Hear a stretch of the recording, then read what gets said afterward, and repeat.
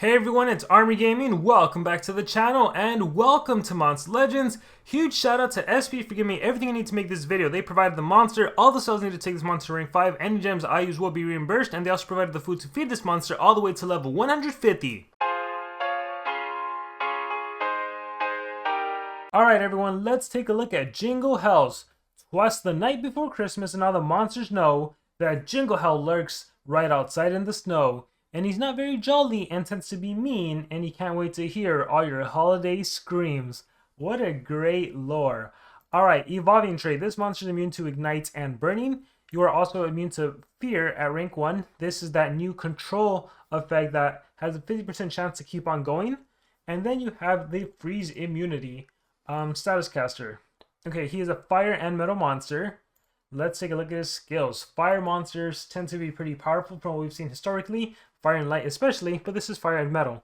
Let's see. Harm by the fireplace. It is 0 damage, 0 cooldown, AoE fire-based attack. Decoration Valley. Deals low metal damage to all enemies, applies negates healing. This is not reverse healing, it is the one that negates it. So instead of healing, they just get 0. Fireplace Pellets. Deals low fire damage to all enemies, applies burn to all enemies. Okay, Fire Starter, low fire damage, and ignite to all enemies. So far, nothing crazy with his skill set. Let's take a look at the other stuff he has. Festive Pyromaniac, deals moderate fire damage to all enemies, burn and ignite. As far as the regular skill goes, I love this. AoE with 2 dots, burn and ignite. I'll take it. Noghead Nog, deals moderate metal damage to an enemy, applies daze and reverse healing. Here we do utilize the reverse healing mechanic. I love reverse healing. I think it can be utilized a lot, especially with these new relics and talents and all this healing stuff. That could be quite powerful.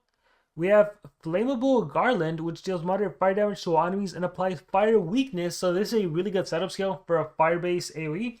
So you would do Garland first, and then you do Festive Pyromaniac. Keep in mind though, can you realistically do an AoE fire-based attack and then follow up with another fire-based AoE attack? A lot of the meta are the dodge area monsters.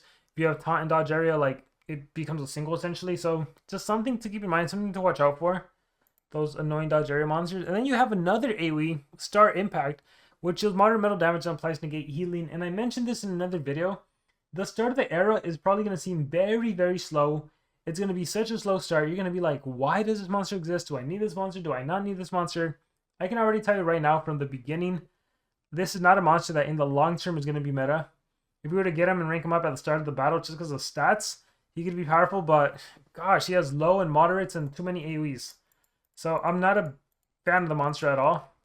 If I was to run him, I'd do this moderate metal with reverse healing.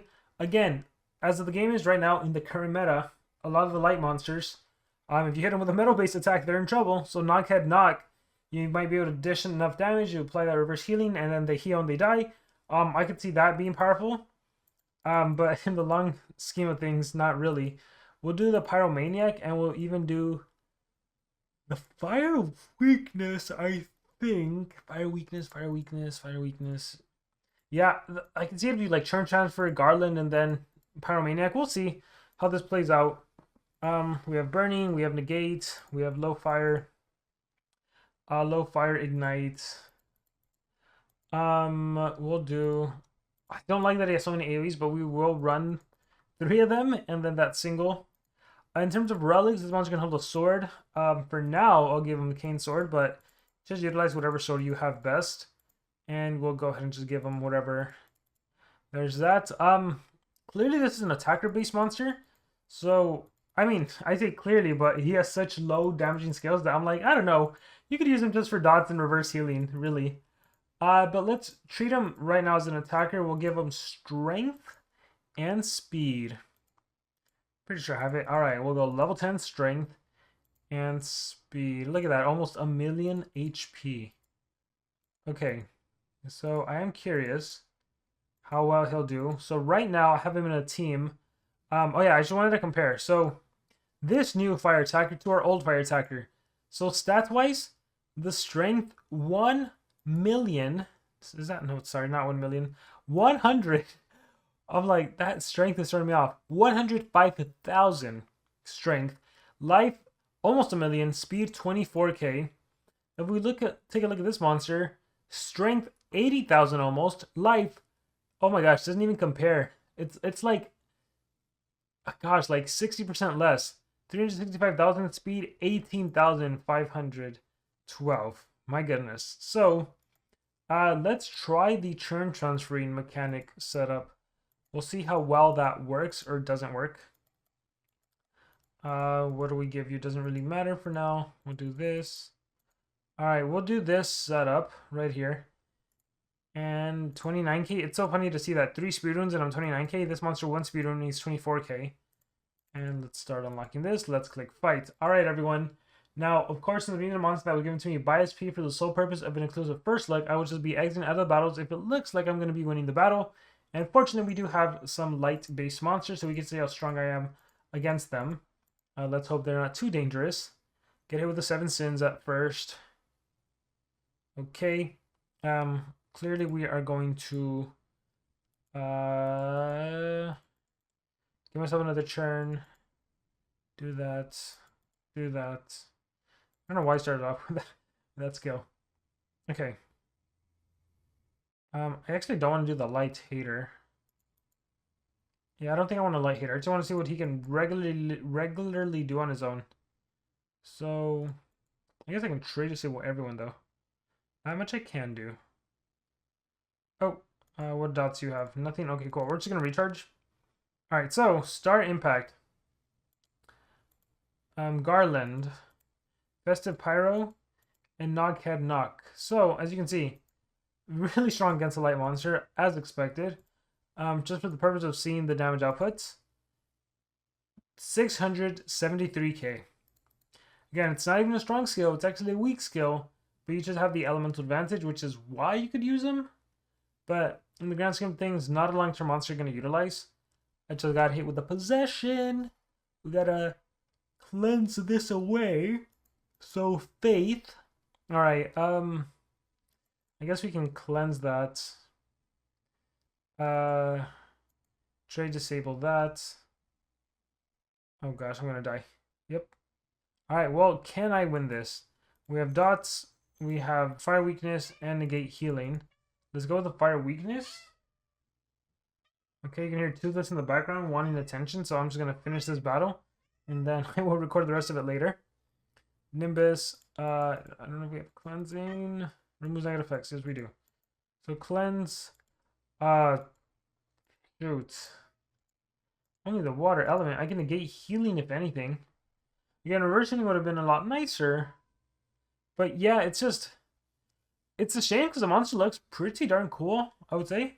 He's a candle, right? He's a candle, jingle bells, pine cones, like all these Christmas things merge into one.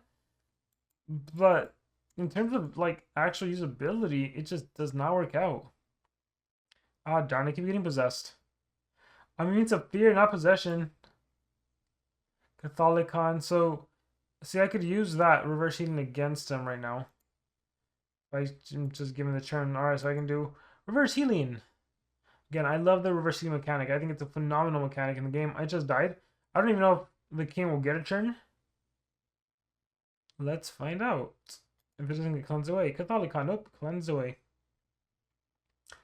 Alright, well, let me just exit out of this battle, and my cat disappeared. She went running downstairs, and she sounds happy now, or I guess you can't hear anymore.